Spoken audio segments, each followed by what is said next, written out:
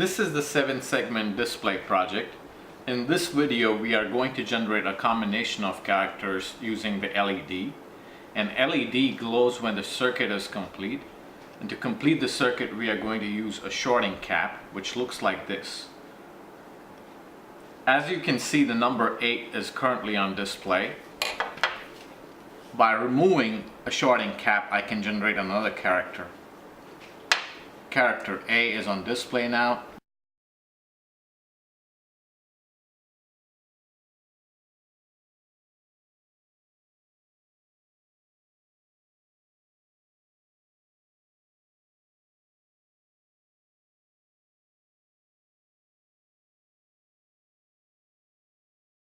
That concludes the experiment.